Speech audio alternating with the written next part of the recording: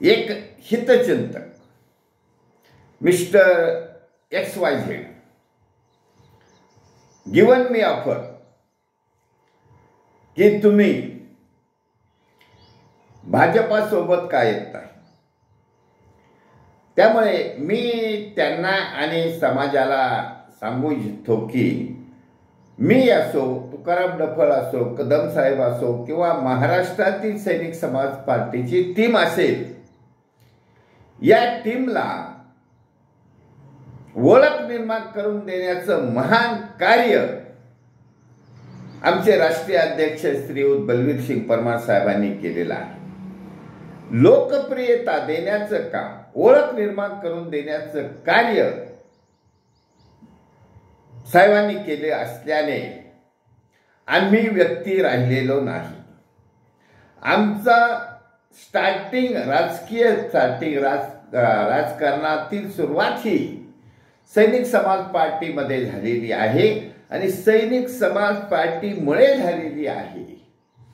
म्हणून आम्ही बेईमान नाही.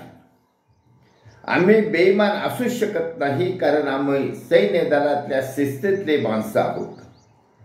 आता राहिला मुद्दा हा, पूर्ण सैनिक समाज पार्टीने NDA मध्ये सामील व्हावं का, या विषयावर आहे की that is not jurisdiction of Sainik Samaj party महाराष्ट्रातील. It is a whole authority. Our राष्ट्रीय अध्यक्ष श्रीयुत Balvir Singh Parmar sir is empowered to take decision. If at all offer comes from a top level of Bhajapa, like a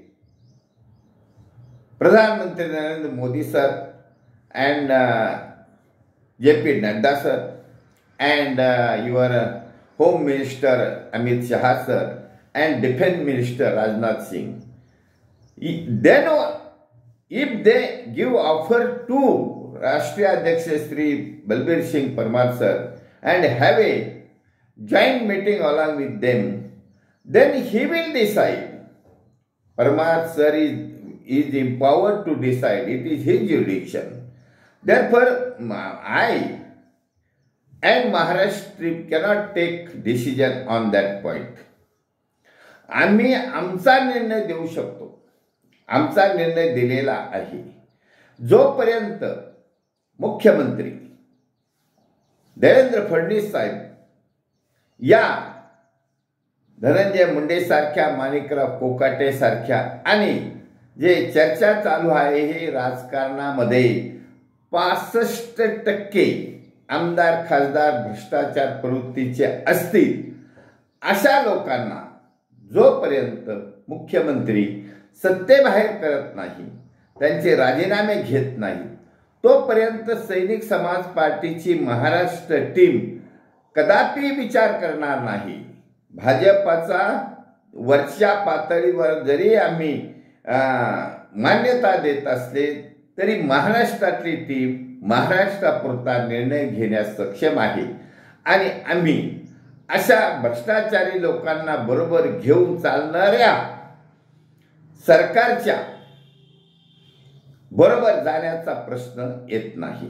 कारण ही सैनिक Samaj party ही भ्रष्टाचार मुक्त भारत करण्याच्या मोहिमेत जोडलेली आहे. ही एक आंदोलन आहे, बौद्धिक आंदोलन आहे आणि ज्याला महाराष्ट्रातील 13 करोड जनतेने संमती दिली आहे, पसंती दिली आहे आणि मान्यता दिली आहे. त्यामुळे सैनिक समाज पार्टीच्या महाराष्ट्र टीमचा जो लोकप्रियतेचा आलेख आहे तो रोज रोज रोज रोज वाढत चालला आहे, उंच शिखर गाठत आहे. त्यामुळे सैनिक समाज पार्टीला जेवढं मिळालं आहे ते सफिशियंट आहे. वी आर हॅपी विथ आवर लोकप्रियता आणि ओळखीत पुरतं आम्ही समाधानी आहोत. आम्हाला वाम मार्गाने कुठेही जायचं नाही. गैरमार्गाने काळ्या पैशाचा वापर करून बेहिशोबी मालमत्ता जमा करून निवडणुका लढायच्या नाहीत. आमचा मुद्दा एकच आहे, सज्जन सज्जन सज्जन, सज्जनतेच्या आधारे. म्हणूनच आम्ही कधी हबप महाराजांचे विचार ऐकत असतो, नामदेव शास्त्रींचं प्रवचन ऐकतो आणि त्यामुळे सज्जनतेला जोड दिलेली ही सैनिक समाज पार्टीची विचारधारा आहे, आयडिओलॉजी आहे. म्हणून सैनिक समाज पार्टी कदापि महाराष्ट्रापुरती तरी या सरकारच्या ऑफरला मान्यता देणार नाही. हीच आमची जिद्द आहे, चिकाटी आहे आणि समाधान पण आहे. धन्यवाद. भारत वर्ष की जय. छत्रपती शिवाजी महाराज की जय. सैनिक समाज पार्टीचा विजय असो.